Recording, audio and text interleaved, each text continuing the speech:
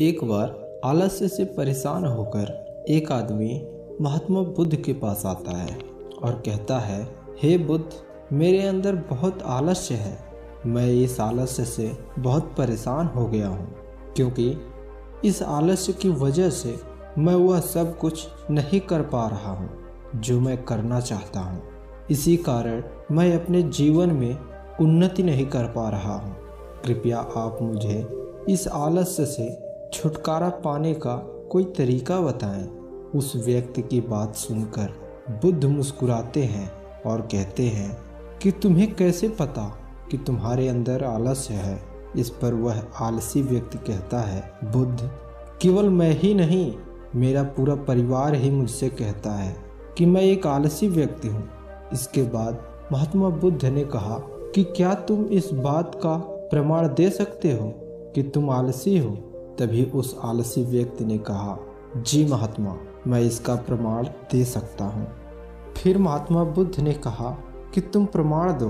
तभी आलसी व्यक्ति ने कहा, मैं यह तो जानता हूँ कि सुबह जल्दी उठना मेरे स्वास्थ्य और मन दोनों के लिए लाभदायक है, लेकिन मेरा आलस्य मुझे सुबह उठने नहीं देता। तभी महात्मा बुद्ध ने कहा, अच्छा, परंतु क्या तुम्हें पता है कि आलस्य होता क्या है? उस व्यक्ति ने कहा, मुझे यह तो नहीं पता, लेकिन जो भी है बहुत बुरा है।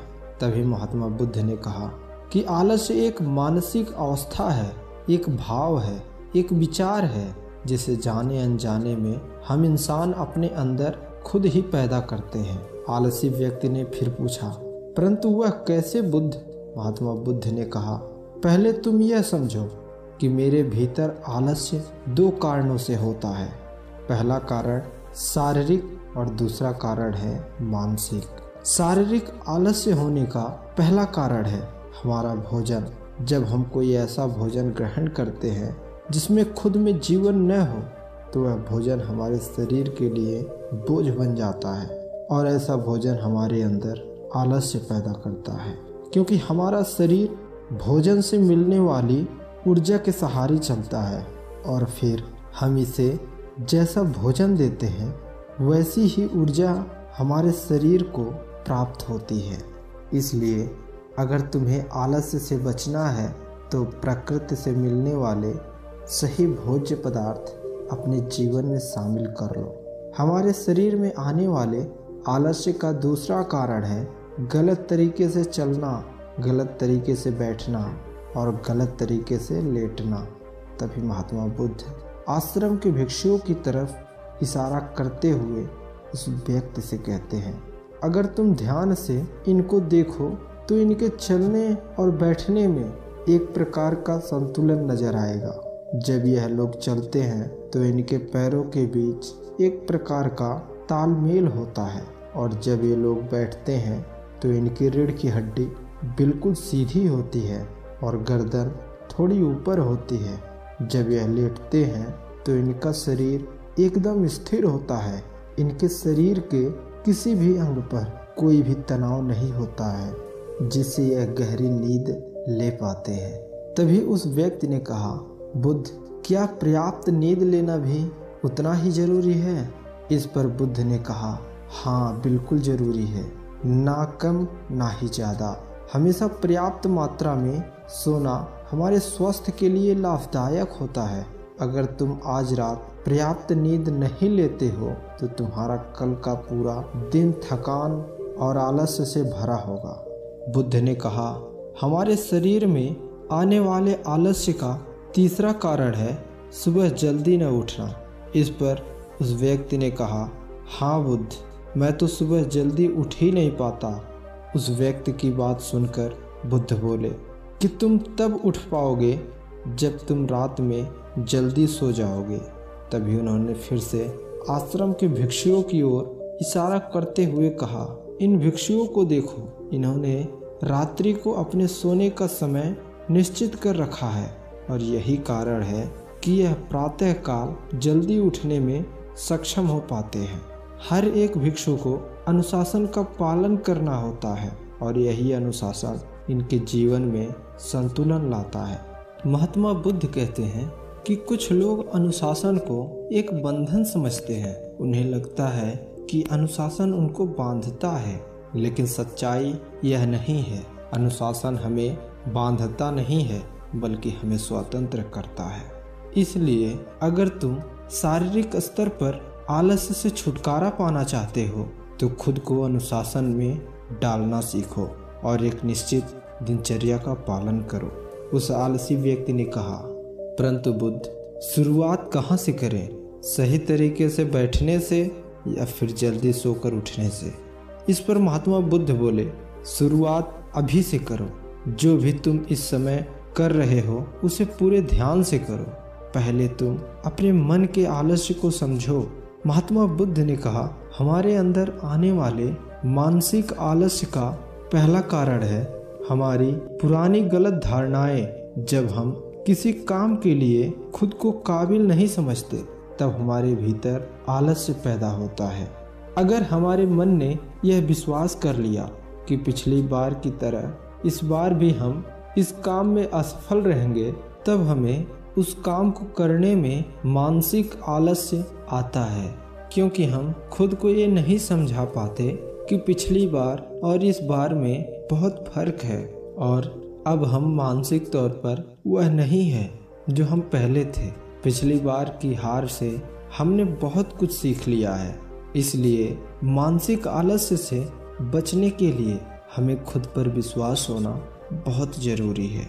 हमारे मानसिक आलस्य का दूसरा कारण है छोटी सोच वाले और आलसी व्यक्ति के साथ रहना, क्योंकि कई बार ऐसा होता है कि हम खुद आलसी नहीं होते हैं, लेकिन आलसी व्यक्ति के साथ उठने बैठने से हमारा शरीर भी आलसी बन जाता है। यह सुनकर आलसी व्यक्ति ने कहा कि बुद्ध, यह तो मैंने भी महसूस किया है। ईश्वर महात्मा बुद्ध बोले, सबसे पहले आलसी और कमजोर लोगों की संगत में रहना छोड़ दो। महात्मा बुद्ध ने आगे कहा कि मानसिक आलस्य का तीसरा कारण है काम को टालना, काम को आगे के समय के लिए टालते रहना। मानसिक आलस्य और तनाव का सबसे बड़ा कारण है। शुरुआत में तो हमें इसका पता ही नहीं चलता, लेकिन धीरे धीरे यह आदत हमारे अंदर घर कर जाती है और यह अकेली आदत ही किसी भी इंसान की जिंदगी बर्बाद करने के लिए काफ़ी है। इसलिए जिस काम को आज किया जा सकता है उसे कल पर कभी न टालें। महात्मा बुद्ध ने आगे कहा, मानसिक आलस्य का चौथा कारण है लक्ष्य का स्पष्ट न होना। मानो कि तुम किसी बड़े से बड़े रेगिस्तान में फंस चुके हो और तुम्हें जोरों की प्यास लगी है, तो तुम क्या करोगे? तब उस आलसी व्यक्ति ने कहा, मैं पानी की खोज करूंगा। महात्मा बुद्ध ने पूछा, अगर तुम्हें पानी न मिले तब तुम क्या करोगे? आलसी व्यक्ति बोला, मैं तब भी प्रयास करता रहूंगा, क्योंकि मेरे पास और कोई रास्ता ही नहीं होगा। इसके बाद बुद्ध मुस्कुराते हुए बोले कि किसी इंसान को आलस्य तब घेरता है जब उसके पास कोई स्पष्ट लक्ष्य न हो या फिर उसके पास बहुत सारे विकल्प हो। इसलिए जिंदगी में एक स्पष्ट लक्ष्य का होना बहुत आवश्यक है।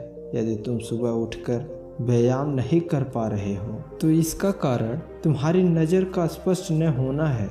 अभी तुम अपने भविष्य में होने वाले रोगों और उन रोगों की पीड़ा को महसूस नहीं कर पा रहे हो। महात्मा बुद्ध आगे कहते हैं कि हमारे मन के भीतर आने वाली आलस्य का पांचवा कारण है किसी भी काम को करने की बड़ी वजह का ना होना। मान लो कि तुम बहुत से कीमती जेवर लेकर एक सुनसान रास्ते से गुजर रहे हो और तुम चलते चलते बहुत थक चुके हो और तुम्हारा बैठने का मन कर रहा हो। तुम एक बड़े पेड़ के नीचे आराम करने बैठ जाते हो और बैठने के तुरंत बाद तुमने देखा कि दूर से कुछ डाकू तुम्हारी तरफ भागे आ रहे हैं। तो क्या ऐसी परिस्थिति में भी तुम्हारा आलस्य तुम्हें भागने से रोक सकेगा? नहीं ना, क्योंकि तुम्हारा आलस्य तुम्हें सिर्फ उन्हीं कामों को करने के लिए रोकता है जिसके लिए तुम्हारे पास कोई बड़ी वजह न हो। तभी महात्मा बुद्ध की बात सुनकर वह आलसी व्यक्ति बुद्ध के चरणों में गिर जाता है और बुद्ध से कहता है, आपका बहुत बहुत धन्यवाद, क्योंकि अब मुझे आलस्य का सारा खेल समझ में आ चुका है।